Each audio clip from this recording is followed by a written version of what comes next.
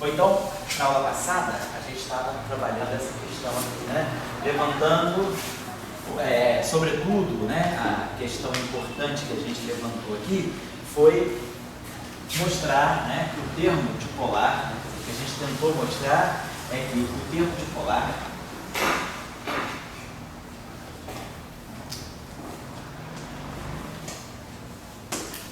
que é esse termo aqui,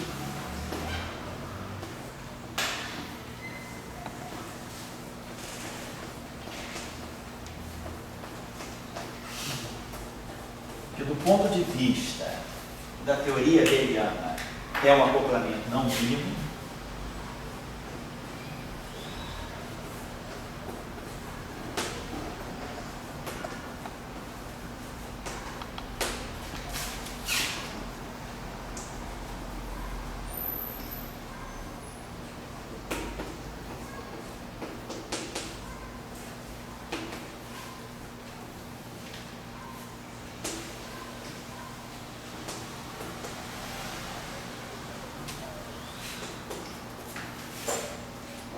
aparece, né, que esse termo dipolar ele aparece naturalmente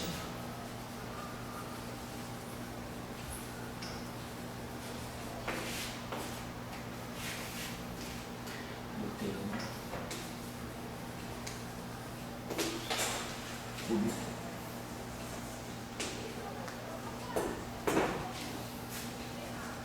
de Yang-Mills.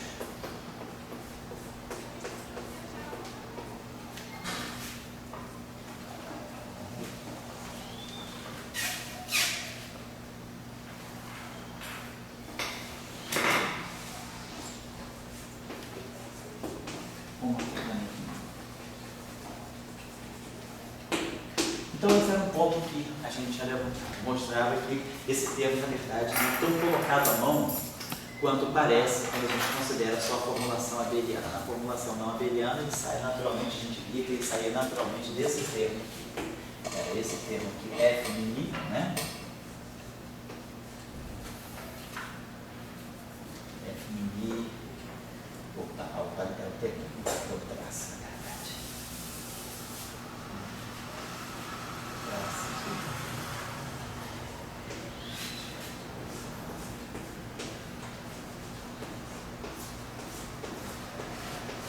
Tinha dois elementos aqui, se vocês se lembram bem. Além de ser do traço, vir do setor não abeliano, a gente tinha que considerar que a componente neutra do SO2 ela está ligada, ela é uma combinação do fóton e do Z0, né? Então aqui entrava um outro elemento que era a combinação do fóton e do Z0 saindo daqui. Então isso aqui dava para nós esse acoplamento FI, fóton,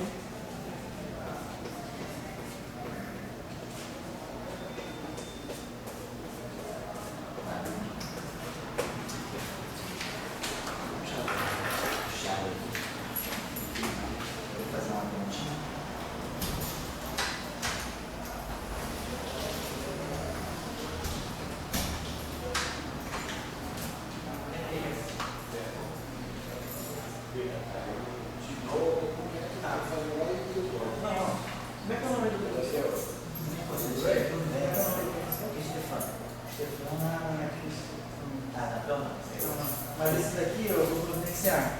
Tá certo, tá igual. Tá certo. Esse vai iniciar. Legal, obrigado então. Não, Belém, tchau aí. Bom, vamos lá. Bom, aí o Luiz tinha trazido esse trabalho aqui, eu vou dar referência para vocês. Esse trabalho é bem interessante, vale a pena vocês verem. É um trabalho antigo, né, mas é um trabalho clássico nessa área aqui. É um trabalho do Vela de Svanziger.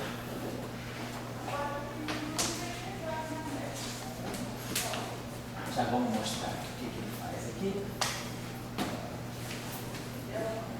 Então, esse trabalho aqui é o Physical Review.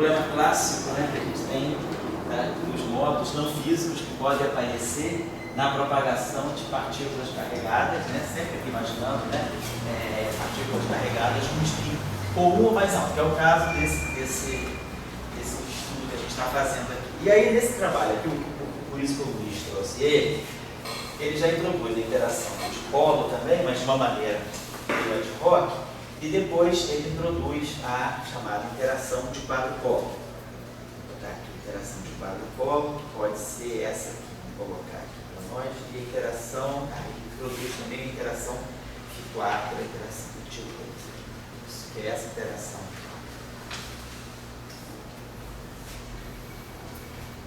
Então ele introduz o termo do autoacoplamento. Nós tínhamos falado, na aula passada, nós tínhamos feito o paralelo, né, do caso escalar, da eletrodinâmica escalar e da eletrodinâmica de spin, né?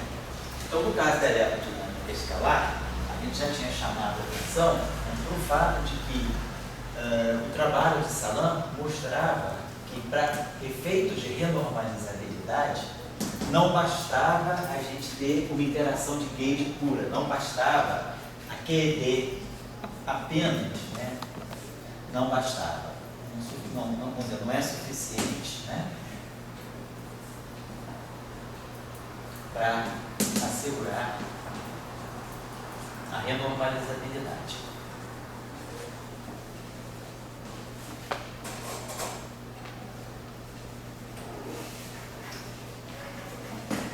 Então, a renormalizabilidade ela só era assegurada se, além dos vértices eletromagnéticos, né, quer dizer, das interações do vértice IR, Φ star, né, dmi Φ a Mi, da interação quártica, né, que era o E2, Φ star, a Mi, então, dessas duas interações, que são interações de gauge, eu precisava acrescentar a interação extra, que era a interação quártica do φ. Então, esse termo aqui é um termo invariante de gauge por si só, então ele não precisa ele não tem acoplamento de gauge, não precisa ter a constante de acoplamento de gauge, a gente introduzia aqui uma constante de acoplamento extra. Então, essa constante de acoplamento extra aqui, ela é importante para poder garantir a renormalizabilidade. No caso do spin 1, nós tínhamos pensado, então, provavelmente, esse verso aqui, isso tudo aqui, vem do acoplamento mínimo, né? Vem da derivada covariante do φ. Então, a mesma coisa vai acontecer aqui. Nós vamos ter alguma coisa do tipo WI star. E aí, o que é a derivada do campo, nesse caso, vai ser a derivada do WI, algo desse tipo, W mini. Então, isso aqui está recolocando esse pedaço aqui, que é a derivada do campo de matéria carregado. Claro, aqui vai aparecer a derivada do W, né? E aqui um ani. Então, esse termo aqui também está aparecendo, também está vindo do acoplamento mínimo. Esse W mini aqui, no fundo, é a derivada distante. É a derivada do, né? Então, isso aqui é a derivada do W.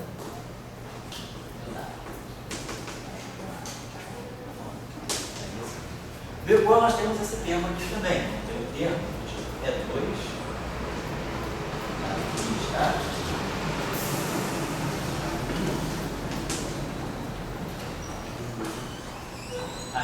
Ani.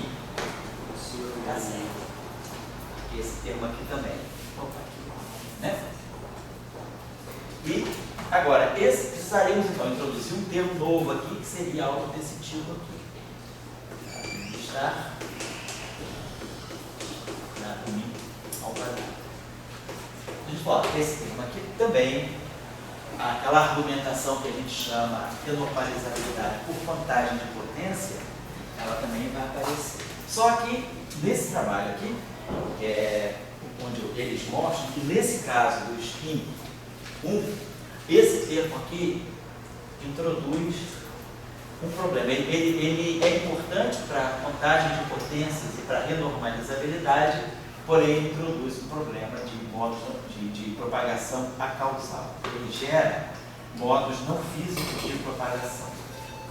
A questão é, de novo, porque essa constante de acoplamento aqui, que no caso escalar é completamente independente da constante de acoplamento de Gauge, aqui nesse caso não. Essa situação, essa constante de acoplamento aqui não pode ser qualquer. Porque o campo tendo spin 1, né, a propagação dele, aonde a gente, o que carrega, né, a informação da quantização, que é o operador de onda. Aliás, também vale a pena ressaltar que o Velox Hansen desenvolveram um formalismo nos anos 60, muito interessante, que é o formalismo das frentes de onda, que permite que, dada uma equação de onda qualquer, a gente consegue, ele apresenta um método que estabelece uma técnica da gente saber detectar pelo que eles chamam de singularidade da frente de onda, saber se essa equação de onda dá problema de inconsistência, modos não físicos ou não de propagação. Eu acho que dão até a referência nesse artigo aqui, que é um trabalho clássico deles também. Vocês têm referência a esse trabalho aqui.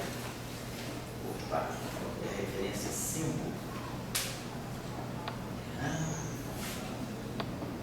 Vou pegar uma referência aqui mais dessas.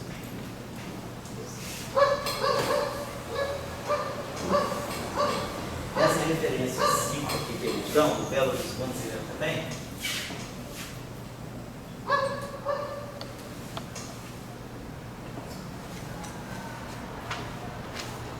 tem uma referência, eu vou dar duas referências aqui. Essa referência aqui, que é a referência 8 que eu vou colocar para vocês, é uma referência bem clássica, que é o livro do Curran Hilbert. Nessa referência aqui,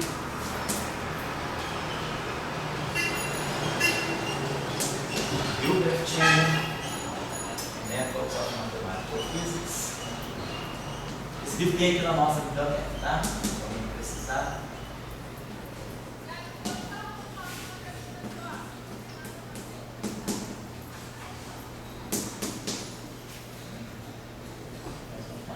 Physics, volume 2.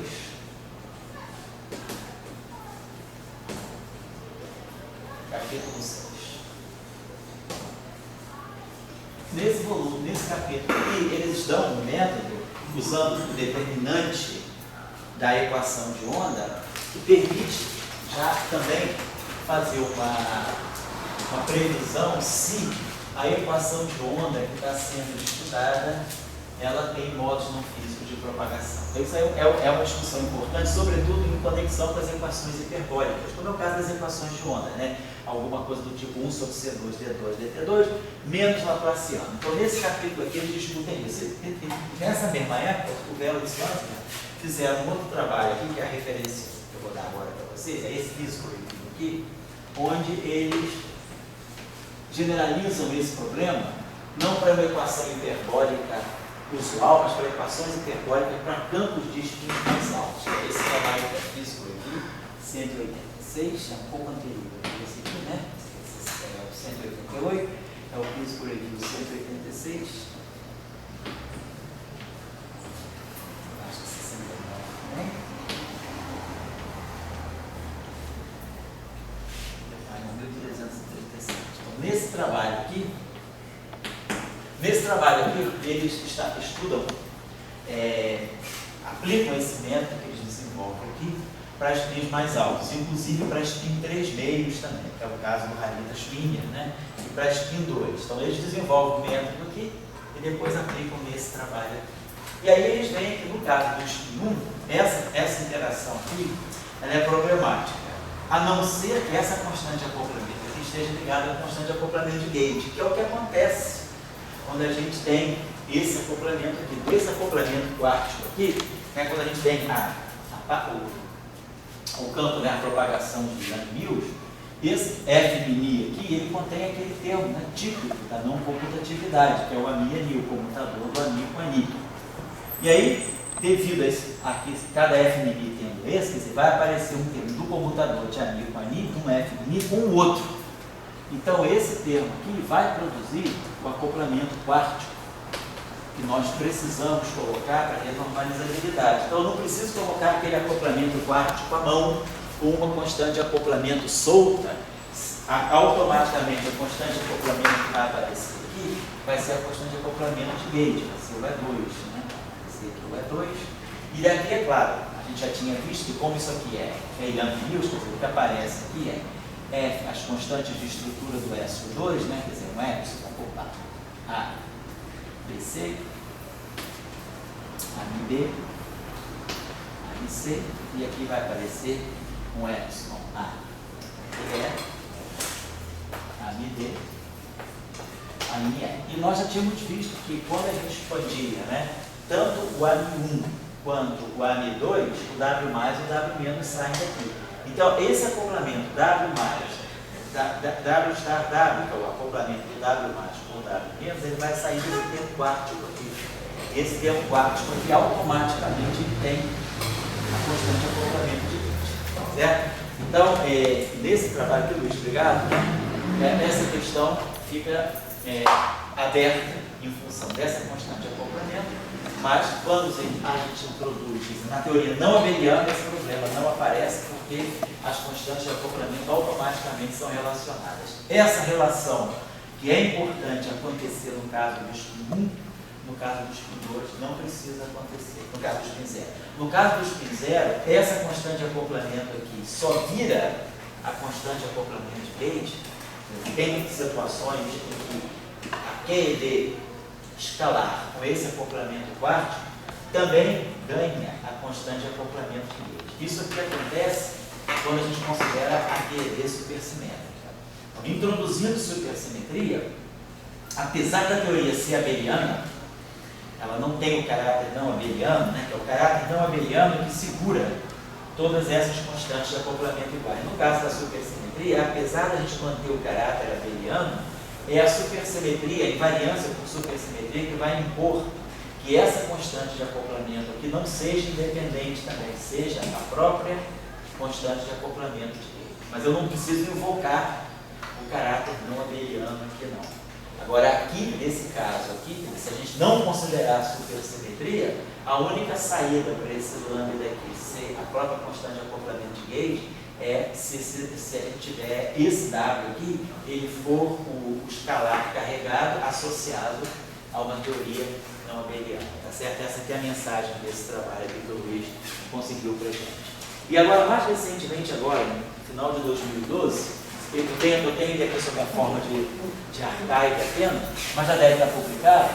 Tem um trabalho aqui também bastante interessante que contempla aquilo que a gente tinha falado, que é aquela questão do bound de unitariedade, né? O fato da gente ter campo vetorial carregado, massivo, ele, na seção de choque dos bósons longitudinalmente polarizados, a gente encontra a violação do limite de unitariedade.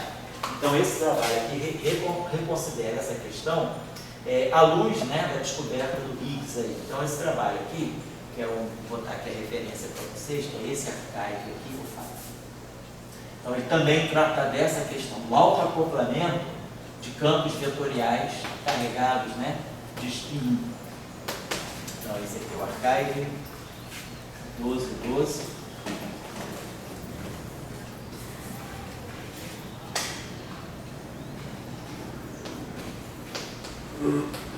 Ele é PH.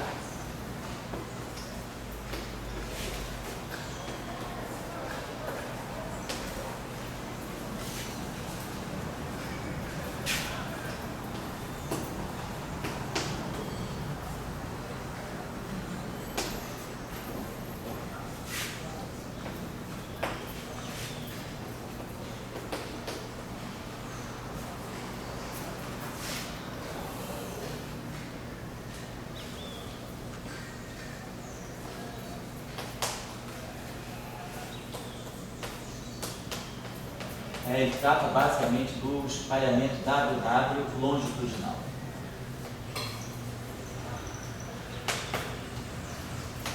Então vale a pena dar uma olhadinha nessa referência. O trabalho já deve estar publicado, porque eu não tenho referência dele de forma publicada. Bom, então,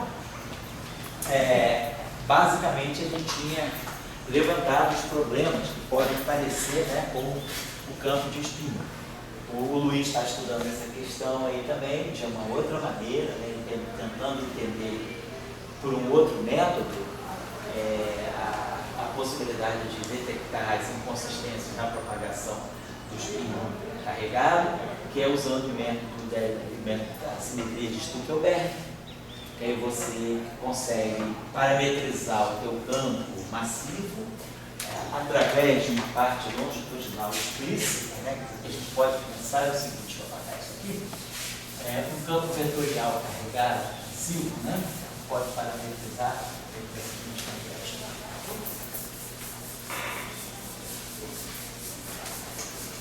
A gente pode imaginar o seguinte, se o campo é vetorial e massivo, ele tem parte longitudinal. Então, a gente pode parametrizar esse campo, separando dele, né, a parte explicitamente longitudinal. Então, um campo vetorial, ele vai ser quebrado nesse campo vetorial, e aqui, vamos colocar aqui 1 sobre n para manter a dimensionalidade. Aqui a gente coloca um dmi, e aqui um certo escalar. Então, a gente está simplesmente explicitando desse campo. Aqui a parte longe, quer dizer que isso aqui tem dimensão de canônica 1, canônica 2, então isso aqui tem dimensão de massa, então esse campo, essa equação aqui tem tudo isso aqui tem dimensão de massa, esse campo aqui é um campo escalar massivo com dimensão canônica correta. Então, dessa decomposição aqui, a parte transversa do V é a parte transversa do W. Se nós aplicarmos aqui o projetor transverso, né, θ, mi, mi, então, o que isso aqui está dando para nós, a parte transversa do W. E aí, automaticamente, esse operador mata esse operador longitudinal. Então, a parte transversa do W é a parte transversa do V. Então, esse campo V aqui, ele carrega puramente a parte transversa do W, que é a parte que tem o espinho. E essa parte aqui seria a parte longitudinal. Agora, a parte longitudinal do W, né, que tirar a quadra de divergência aqui, WI de WI, isso aqui é DI, mais 1 sobre N, aí aqui vai produzir um D'Alembert-Tiano. Tá? Então essa parte aqui não se cancela. Agora, se esse campo aqui é um campo massivo, se a gente usar essa condição aqui com shell, né, quer dizer, o W do D'Alembert-Tiano, com shell é o N2. Então, esse cara aqui está basicamente dizendo que esse φ aqui, ele é a parte longitudinal. Ele acrescenta, ele é um pedaço da parte longitudinal desse V. Então, on shell, né, se a gente usar a condição de on shell, então esse D'Alembert-Tiano aqui substituído simplesmente por menos N2. Mas vamos deixar a coisa off-shell. Então, o que é importante nessa decomposição é a gente ver que toda a parte transversa está no V. Então, esse campo aqui, ele é responsável, esse setor aqui é responsável pela parte longitudinal. Então, as eventuais inconsistências que podem aparecer e aparecem, a gente vai ver que elas estão associadas a esse termo aqui. E aí, o método que é desenvolvido, ele permite a gente saber até que ponto, né, até que limite de energia a gente pode tratar essa teoria como uma boa teoria efetiva. Esse campo vetorial massivo, né, a gente vai poder estabelecer relações entre a constante de acoplamento, que é adimensional, e a massa, que é a massa sobre a constante de acoplamento. Isso aqui tem dimensão de massa, isso aqui pode definir um cutoff, que é o cutoff de validade, né, dessa teoria massiva. Acima desse cutoff, né, se a gente estiver trabalhando com energias muito maiores do que essa massa, isso significa que a gente está trabalhando em região de comprimento de onda inferior ao comprimento de onda de Compton da partícula massiva. E aí a teoria precisa ser completada. A teoria não é completa. Então a gente consegue, através desse método, inclusive, ver qual é o cutoff de validade desse modelo. Mas o que fica claro, então, é que o campo vetorial massivo, ele só tem realmente significado se ele for parte de uma teoria não abeliana. Ele precisa ter pelo menos uma estrutura não abeliana de osciladores. Então, essa é a conclusão desse desse trabalho, dessa discussão que a gente fez na aula passada. Se ele estiver sozinho, né? Se ele estiver sozinho. Isso. Se ele estiver falando um campo vetorial carregado, interagindo somente com o fóton. Claro, se a gente tiver numa teoria não abeliana, por exemplo, não abeliana, ele tem mais parceiros, tem o Z0, né, além do fóton. Agora, você pode também, como você tem trabalhado aí, colocar ele numa descrição em que haja outros campos passivos carregados presentes. Né? Você deu um seminário meu, que eu digo que viajei? Né? Ficou gravado, Antônio? Não. Não ficou gravado? Seria naquela aula, não ficou gravado? Não ficou gravado porque poderia ter gravado, porque ficava a gente vai dar um outro, mais outro, mas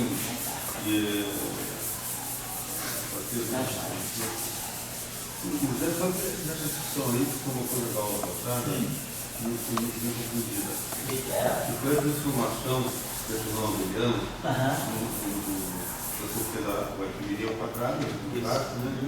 Daí tinha o 3, né? E tinha o íntimo, né? Transformou aquilo em A e Q. Isso, então tá. Só lembrar. A gente tinha, na verdade, o que chamou de campo O início da outra coisa, né? Tinha BM3. A gente tinha o BM1, né? O BM1 e o BM2, eles estão ligados ao W mais e ao W menos, né? Ao W e W star, tá certo. E depois a gente tem o BM3. Estou falando só do setor SO2 puro. Então nós estamos considerando, né, só puro SO2. Por enquanto não estou falando do SO2 único, estou falando só do SO2. Então, no próprio SO2, puro SO2, a gente já encontra os dois campos carregados, né? E encontra aqui aquele campo que é neutro, né? Aquela parte do campo que é real. Então esse campo aqui é o campo real. Quer dizer, dessa descrição aqui, esse campo é ele mesmo. Nós não reparametrizamos ele em termos do fóton. Mas se a gente pensar, aí sim, nós estivermos falando do SO2 próximo 1, a gente está falando da teoria de Salandra-Weinberg, realmente, né, do SO2 próximo 1, então nós temos um outro campo neutro, o campo de gauge abeliano. E aí a gente vê que esses dois aqui, né, lá quando o campo de Higgs assume o valor esperado no barra e quebra a simetria, esses dois campos aqui eles se misturam, né? Segundo o ângulo de Weinberg, então introduz, né, o ângulo de mistura entre eles para poder diagonalizar a matriz de massa sai mista, e aí o ângulo de Weinberg, através do ângulo de Weinberg, esses dois campos aqui, eles se desdobram naquilo que é o Z0 e naquilo que é o fóton. Então, essa discussão aqui, então, o que nós usamos foi isso, nós usamos que esse DM3 ele tem uma parte que é o Z0 e tem uma parte que é o fóton. Isso que a gente usou. A pessoa que tinha do que é a questão da simetria. Então, você pode pegar a simetria e ver a simetria, seja qual for, na Lagrangiana. Você pode ver a simetria no vácuo. E você pode ver a simetria no campo. Quer dizer, no campo como você está dizendo? O campo BM1 tem uma transformação de gauge. Sei. O campo BM3, cada um deles tem uma transformação de gauge. Então, quer dizer, aí vem um pouco assim a questão de linha de pensamento, né? Então, a gente estava querendo discutir a questão da simetria no campo. Então, BM1 e BM3 tem uma simetria não abeliana. O SOMI tem uma simetria abeliana. O Z0 e o gama, eles são uma combinação dos dois. Mas aí qual é a simetria do Z0 e do gama? Sei. Essa é a discussão que pudesse agora crescer um pouco.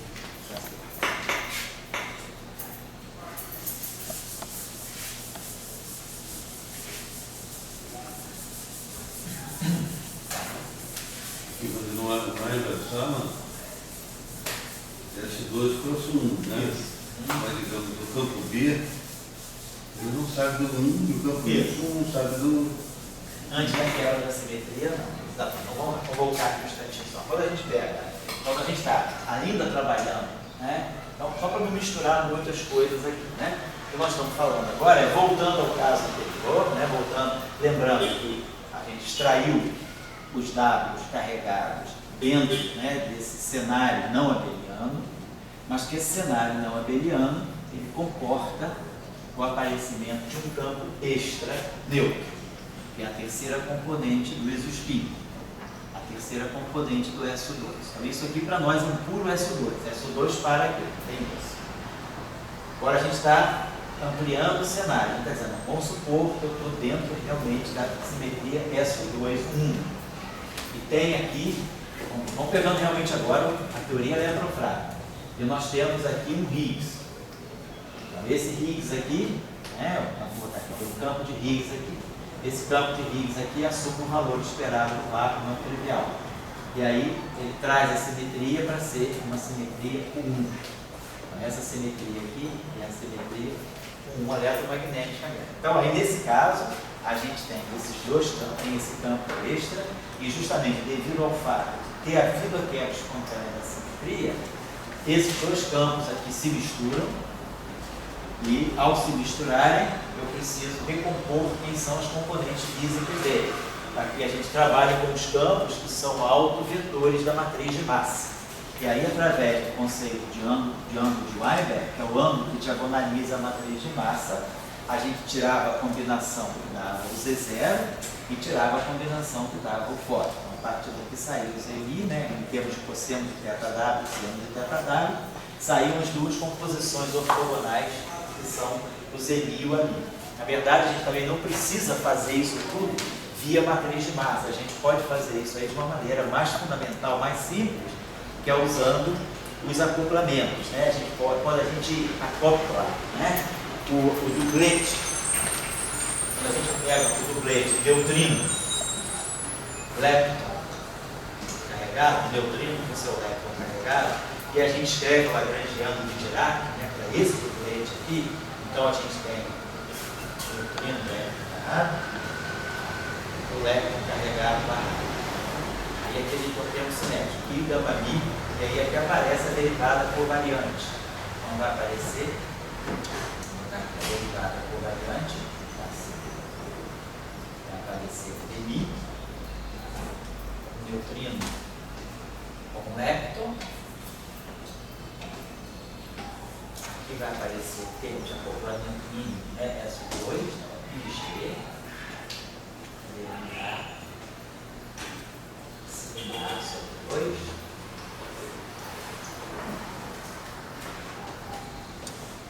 e aparece o termo menos I,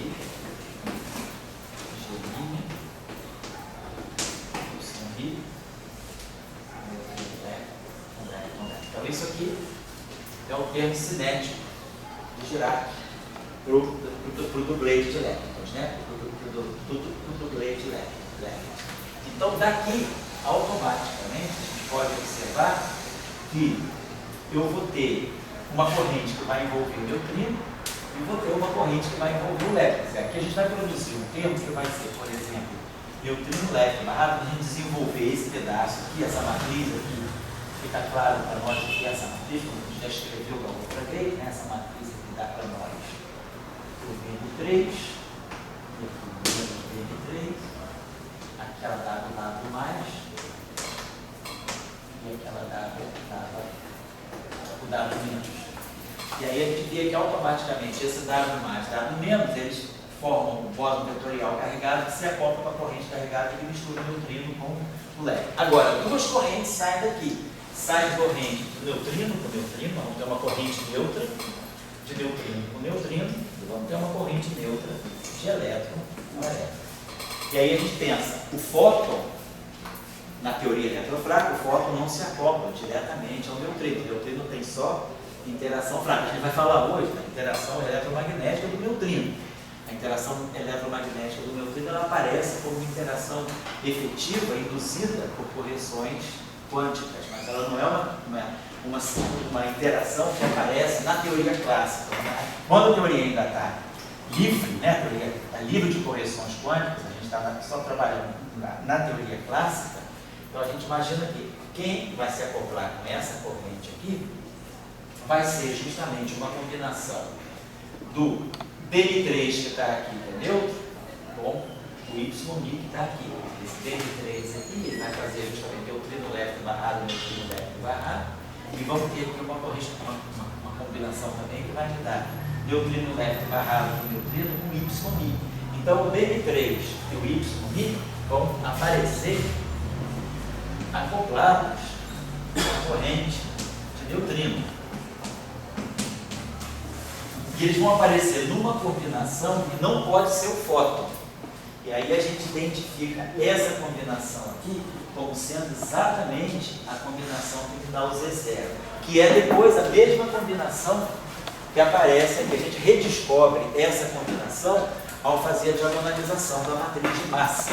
Então, pela própria interação do neutrino, só olhando a interação do neutrino, a gente já consegue saber quem é a combinação do fóton, quem é a combinação do fóton e quem é a combinação do Z0. O fóton não. Quem vai aparecer aqui é o fóton. O fóton, então, ele se acopla com o elétron. Então, nós vamos ter uma interação. Aqui também vai aparecer o Z0. Então, o fóton e o Z0 se acoplam com a corrente eletrônica. Mas para a corrente de neutrino, só o Z0. Então, a gente identifica o Z0 dessa maneira. Então, tá certo. Então, a gente identifica as duas simetrias, né? As duas simetrias são importantes para poder identificar o fóton e o Z0. Seja pela matriz de massa, ou antes da...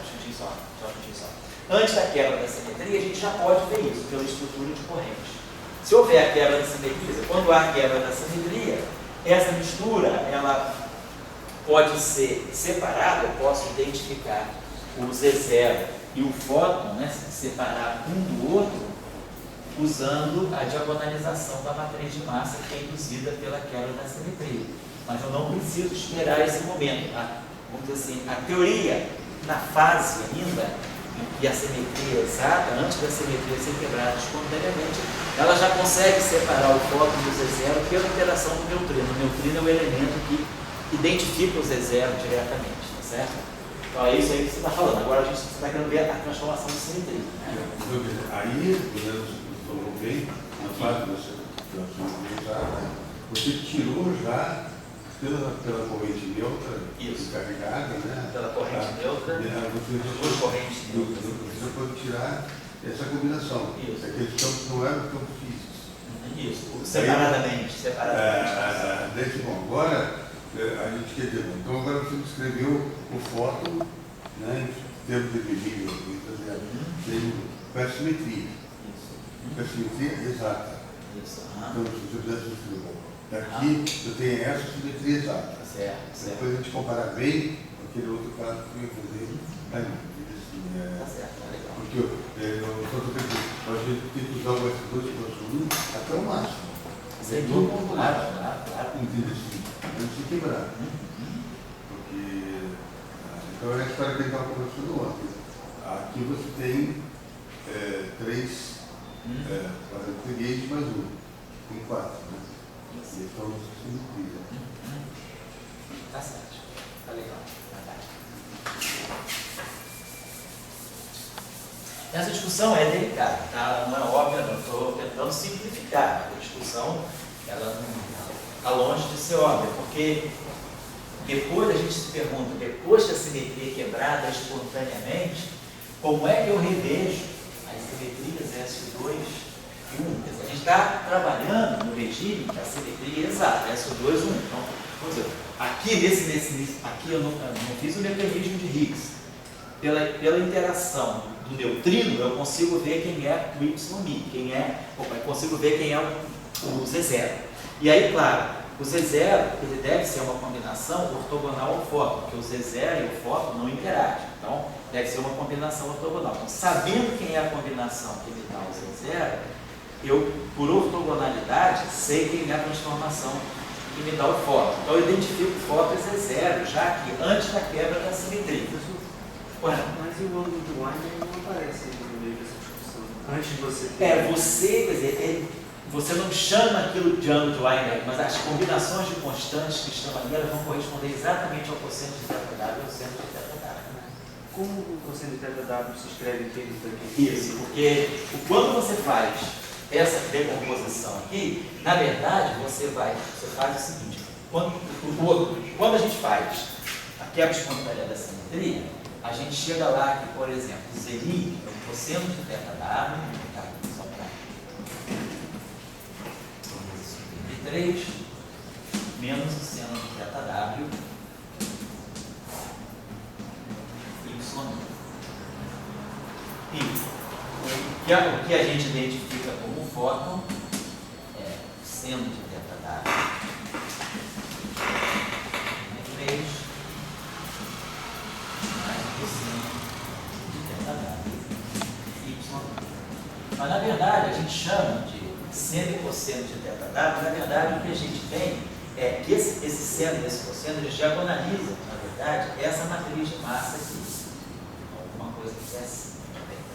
Zero aqui, zero aqui, ela tem aqui, eu acho que um G, aí um G', alguma coisa, GG'. Então, a matriz de massa ela é mista, e aí a gente, eu acho que a gente tem um G,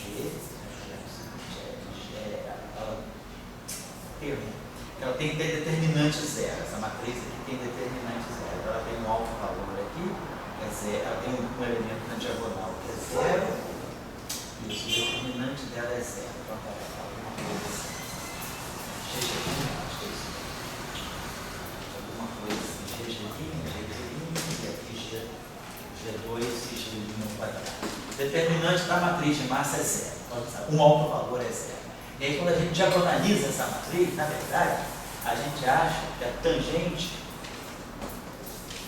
W é G' sobre G. Então, quando você, na verdade, diagonaliza a matriz de massa lá, você obtém que o seno de θw e o cosseno de θw, eles são dados em função de G e G'. Então, você, na verdade, determina θw em função de G e de G'. Você faz a diagonalização da matriz de massa para chegar a esse θw. Se você não faz isso, se você olha só o acoplamento, se você olha só as correntes antes da quebra da simetria, essas correntes que vão aparecer aqui, se você lembra lá, o termo que tem o BN3, ele traz a constante de acoplamento G. E o termo que tem o YI, ele traz a constante de acoplamento do 1. E aí, quando você faz a combinação, você olha a combinação, aquilo que te dá a corrente do neutrino leve barrado, neutrino leve barrado, gama mi, neutrino leve, aqui, quando você identifica essa combinação aqui, que é o Zmi, esse Zmi, ele vai aparecer um coeficiente na frente do GN3 e um coeficiente na frente do YI, que vão ser exatamente o seno de θw e o cosseno de θw que você obtém quando diagonaliza a matriz de massa. Então, mesmo se antes de você saber que você vai ter que diagonalizar uma matriz de massa, porque houve quebra espontânea da simetria, a própria estrutura das correntes, ela já te diz que o neutrino vai se acoplar com uma combinação muito precisa do B e do Y. Combinação precisa que eu digo, porque ela já é descrita com os coeficientes justos em frente ao BN3 e em frente ao Y. E aí você diz, eu vou chamar isso de Zmi. E você vê que esses coeficientes que aparecem aqui são menores do que 1, então você pode ser interpretado como seno e cosseno, mas você não está ainda atento a isso. Quando você vai diagonalizar a matriz de massa, como ela é uma matriz 2x2 simétrica, toda matriz simétrica 2x2 pode ser diagonalizada por uma matriz ortogonal. Toda matriz ortogonal é cosseno, seno, menos seno, cosseno. Então aí você usa a matriz diagonalizadora como sendo uma matriz formada pelos cossenos, senos. E aí você identifica os cossenos e os senos em função do G e do G'.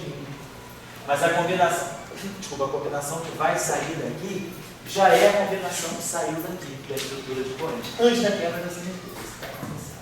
Tá certo? Por exemplo, esse é o ponto que a gente está querendo insistir aqui na discussão. A gente está querendo fazer tudo que a gente conhece antes de botar rede na história. E vamos pensar nisso. Entendeu? Então, aqui, ele conseguiu essa fórmula aí, sem botar o ritmo. Então, esse Zmi, no caso, ele pode ser também um fóton massivo. Ele é uma alguma coisa que é meu. É um campo vetorial meu, eu posso vetorial meu. Se você quiser ver essa discussão em detalhe, no curso de Interações Fundamentais do semestre passado, 2013-2, na parte do Pichon, na parte de TCD, quando eu peguei a parte de eletrofraca, já foi no mês de outubro, você vai pegar, nas primeiras aulas novas do eletrofrágil, eu faço isso. Eu acho que essa discussão ela é sadia antes da quebra de simetria, porque a gente fica muito, às vezes, vinculado a pensar que eu só consigo separar o fóton do Z0 por causa do mecanismo de Higgs e da massa. Claro, o mecanismo de Higgs da massa, ao diagonalizar a matriz de massa, eu separo o fóton do Z0.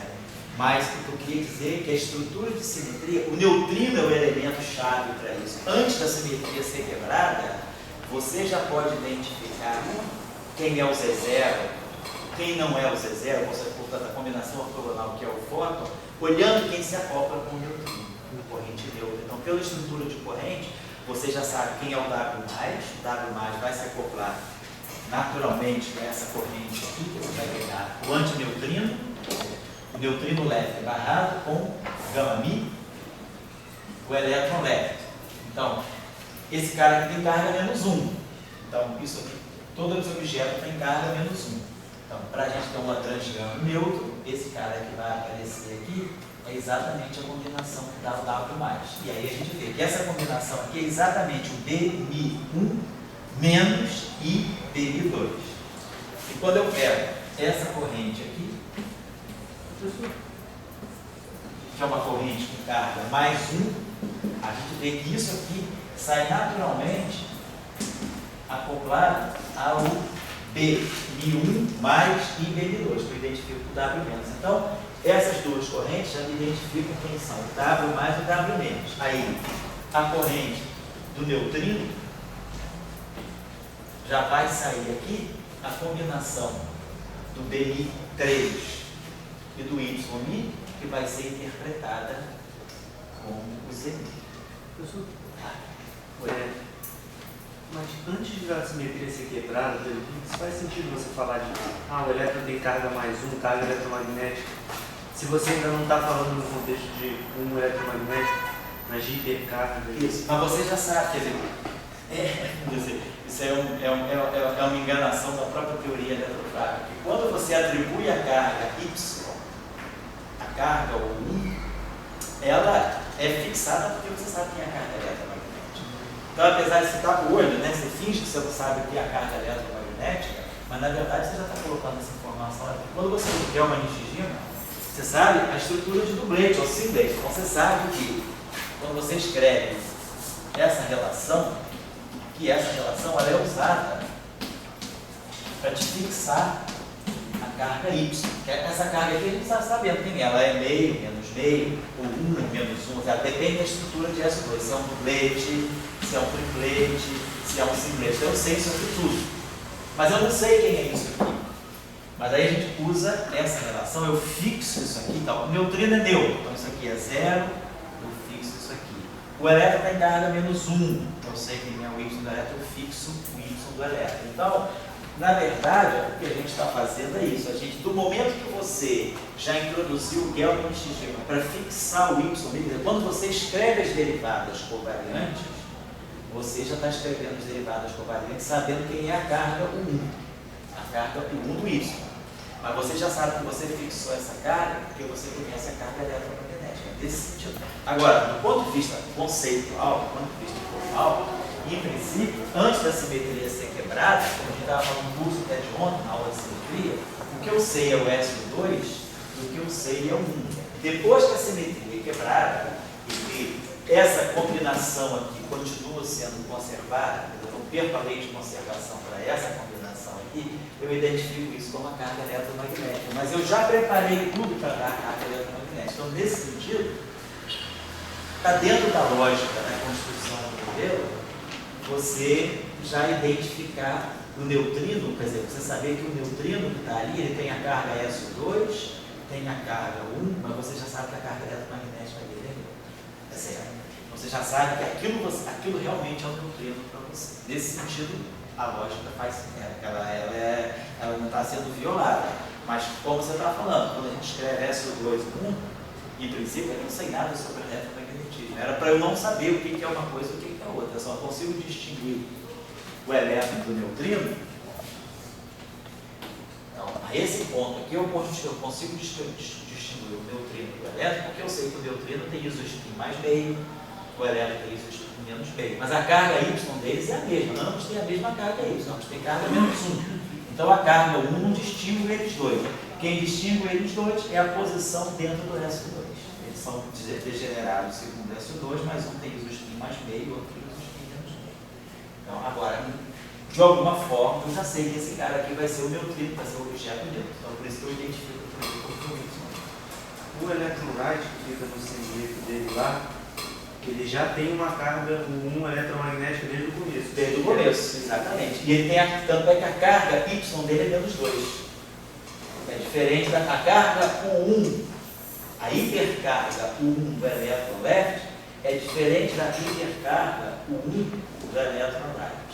O elétron left e o elétron right, se a gente olhar bem, se eu pegar, vamos pegar essa relação aqui para o elétron left.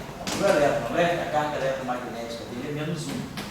O elétron left ele está no duplete, ele está lá embaixo. Então, isso aqui dele é menos meio. Então, esse objeto aqui só pode ser menos 1. Aí fica menos meio dá menos 1. Então, o Y do elétron left, né? Então, o Y do elétron left é menos 1. Se eu pegar o elétron right, a carga dele também é menos 1. Mas ele é um singlet, então o Y, a hipercarga, o espinho isotópico fraco dele é 0. Então isso aqui tem que me dar menos 2 sobre 2. Então o Y do elétron right tem que ser menos 2. Então, do ponto de vista da simetria SO2, 1, o elétron left e o elétron right são duas partículas distintas. Tem cargas diferentes. Depois que há a quebra da simetria, essas cargas são quebradas, mas essa combinação não. E aí a carga que sobra conservada ela é a mesma para os dois. Então é a carga eletromagnética. Certo? Mas nesse sentido, eu acho que o que você quis dizer é isso. O elétron right é uma outra partícula. Ele satisfaz só a lagrangianazinha dele, menos o quarteto inteiro. Exatamente. E não interage. Ele não interage com o centro SO2. Quer dizer, ele pode referenciar o elétron right, não é para ir um elétron left, se você passar dele. Isso não pelo seguinte, quando você está falando da teoria da simetria SO2, 1, esse objeto que está aqui, essa representação do grupo de Lorentz que está aqui, é a representação 0,5. Então, o complexo conjugado dela, que é a representação meio zero, vai ser o conjugado de carga do elétron right. Vai ser o pós. Vai ser exatamente. Então vai ser, se você pegar o elétron right, conjugado de carga, isso aqui vai me dar o conjugado de carga do elétron left, a relação, né, entre a conjugação de carga e a quiralidade. Então, o elétron right conjugado de carga, quer dizer, a antipartícula do elétron right é o positron left. Então, esse cara que vai estar aqui é o positron left, não é o elétron left. Então, a representação meio, 0,5 está, quer dizer, o E barrado, que é o meio zero, ele não vai estar descrevendo o elétron left, vai estar descrevendo o positron left. Então, a simetria de Lorentz está perfeita aí. O que é importante é que meio zero e 0,5 são independentes, e o que é importante é que meio zero estar é o 0,5. Então, isso é importante. Então, você, a esse ponto, você não vai identificar, quer dizer, o elétron left e o elétron right são duas partículas distintas realmente. Então, o elétron left é um objeto com essa carga e o elétron right é um objeto com essa carga. A antipartícula desse cara aqui é essa aqui. E a antipartícula desse cara aqui é essa aqui. O positron left forma um duplete com um antineutrino left. Isso, então, exatamente. Aqui você tem a antipartícula do elétron left é o positron right. Que é um que aí, exatamente. Exatamente. O positron right vai formar um duplete com o antineutrino right. Certo? E você tem essa estrutura aqui, você tem isso aqui. Neutrino left, elétron left. Nós somos duplete. O elétron right está no singlete. Se você tirar o conjugado de carga disso, o conjugado de carga do neutrino left é o antineutrino right. conjugado de carga do elétron left é o positron right. E o conjugado de carga do elétron right é o positron left. Então o positron left é que está no singlet. E esses dois aqui formam um doblete. Certo?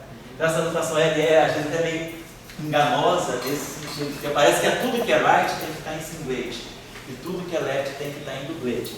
Quer dizer, as partículas, quer dizer, essa atribuição de left no dublete é para a partícula.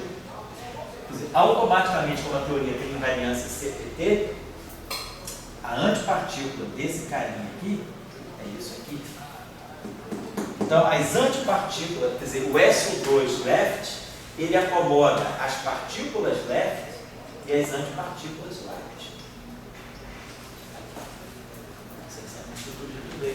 Certo? Tá legal? Mas, a pessoa que tem uma pergunta, esse aqui é eletromagnético. Tá. Para mim, esse é o momento misterioso do estudo. Sei. Então, você mostrou para a gente, você, com a simetria exata, você já tem o amigo e o demi. Certo? Mas daí, quando você vai fazer a transformação do gate dele, certo, você nota que ela vai ficar, provavelmente, ela fica meio estranha. Porque uma tem o número coeficiente, ela não diz muito. Certo? Bom, daí você diz, não, mas eu estou buscando esse aqui eletromagnético. Quando você falou aqui o eletromagnético deixa o elétron left e right uma partícula só, ele não separa, enfim, eu estou buscando ele. Mas quando eu vejo a transformação da minha e mi, eu não vejo o que é eletromagnético. Eu só vou ver quando tem uma coisa abeliana. Aí as duas ficam abelianas e elas se juntam, vamos dizer, homogeneamente. Cria uma coisa homogênea. Daí é que a pergunta que sempre bate na minha cabeça. Será que você não devia ter feito um em vez de um S2 plus 1? Mas a tua questão é como é que o SO2 acaba configurando o 1? Porque na verdade a questão que o Dória está colocando é a seguinte: a gente vamos olhar as transformações de gate dos peixes. Então, que a gente, vamos pegar a transformação infinitesimal. Então nós temos o seguinte. Se puder fazer a transformação do amigo, como é que fica com esse 2? Transformação do B. Campo de gate, o BB são os campos de gate do SO2. Os três bósons de gate do SO2, a transformação infinitesimal deles é constante de estrutura do SO2, menos epsilon ABC, parâmetro da transformação SO2, parâmetro local, e aqui o BIC.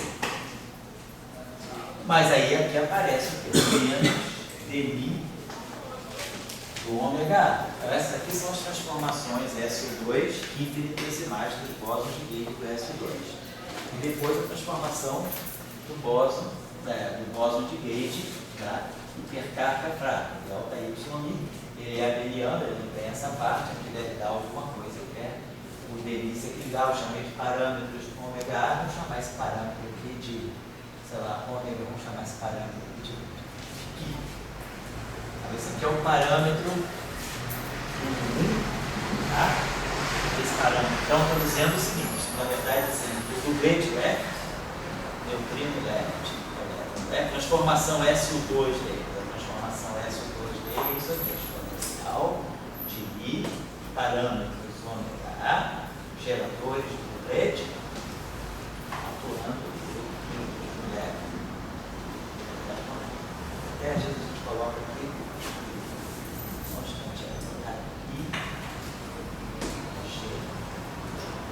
e a transformação U1 deles aqui, dublete, transformação U1 do dublete é a transformação abeliana. Isso aqui é exponencial de I, G', o parâmetro da transformação é o Q, e aí o gerador aqui é o Y.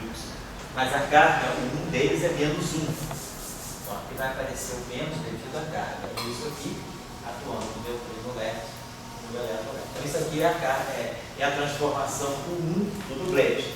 Os dois membros do dublete têm a mesma carga U1, aquela relação, né?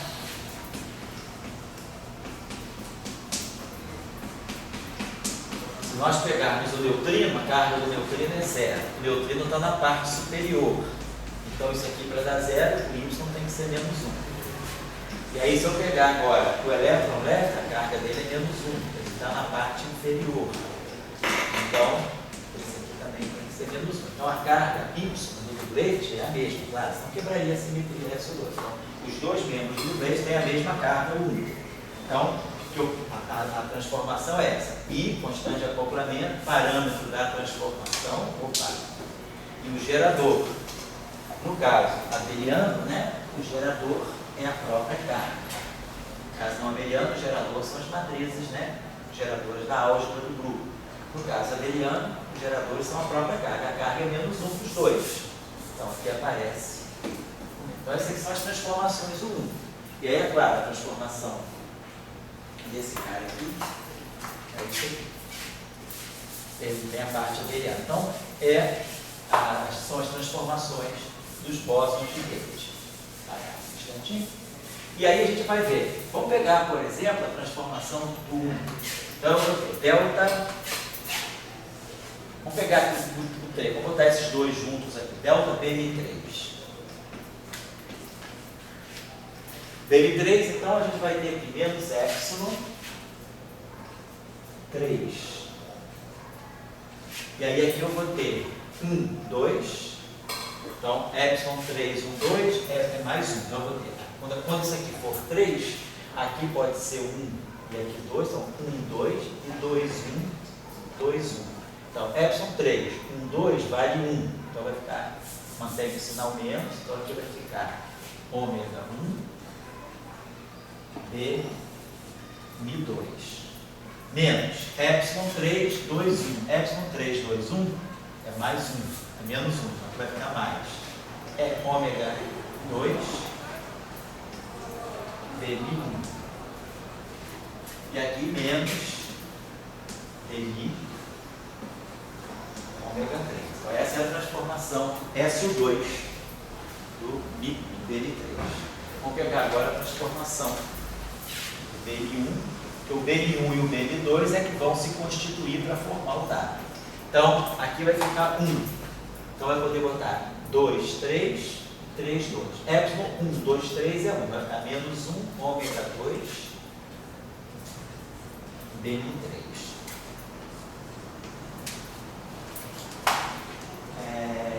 Mais, aí aqui vai ficar 1, 3, 2, mais, então vai ficar 1, 3, 2 é menos 1, vai ficar mais, ômega 3, BM2. E aí aqui, menos BM, ômega, vai a transformação SO2 dele, certo?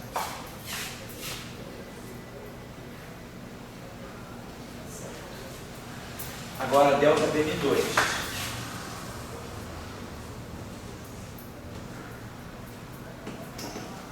Então, aqui vai ficar 2, 3, 1. Vai ficar menos ômega 3. BM1. Aqui é 2, né? 2, 3, 1 e 2, 3. Então, vai ficar 2, 1. E aí tem menos BMI, ômega 2. Tá? Então são as três transformações estão aí. Y, tá? Agora, BM1 menos I BM2 é o W+. Então, a gente já sabe lá pela estrutura das correntes, né? Quer dizer, a corrente carregada, né, do elétron com o neutrino se acopla com o W+ e com o W-. As correntes carregadas pegam os bósons vetoriais que nós identificamos como carregados. Então, vamos pegar aqui então para nós, vamos pegar o W+. Então, vou botar aqui a nossa combinação, mesmo do fator raiz de 2, né? Aquilo que é para nós o W+, né? Ele é o B1 menos I BM2. Então vamos ver quem é o delta do W+. Então eu vou ter que pegar BM1 menos I BM2, né? Então, vamos pegar aqui ômega 2, BN1, BN2, Então, vamos pegar BN1 menos I, BN2. Então, o BN3, tá? Então, vai ficar esse termo. Então, vamos pegar aqui os termos que vão interessar, vai ficar menos ômega 2, BN3, mais ômega 3, BN2. Depois a gente pega os termos inormogêneos. Aí agora, menos I vezes esse cara. Então vai ficar mais I ômega 3 BN1 e menos I, né, vai ficar mais I vezes, menos I. Então fica menos I vezes esse, menos I vezes esse.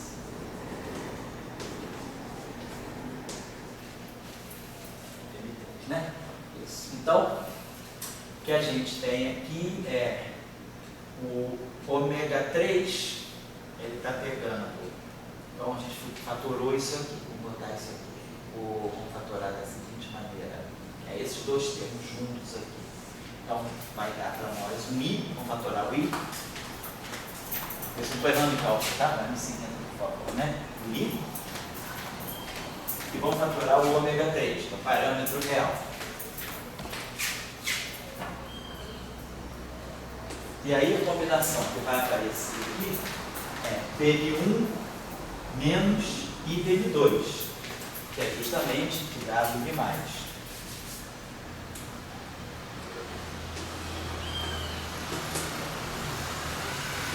Então a gente já está vendo que isso aqui é uma transformação infinitesimal de fase. Né? Isso aqui deve ser o exponencial de I com ômega 3 dado em I mais. Alguma coisa que tem carga mais uma. Né? Mas agora tem um termo inhomogêneo. Então nós pegamos esse termo aqui. Esse aqui foi BN1 menos IBN2. Mas aí sobrou esse pedaço aqui. Nós estamos. Então vamos fazer aqui menos.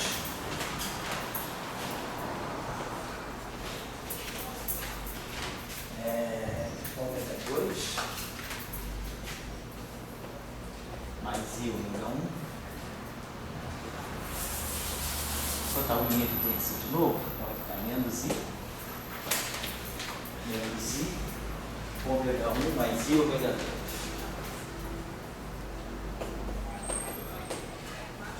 BN3. Certo?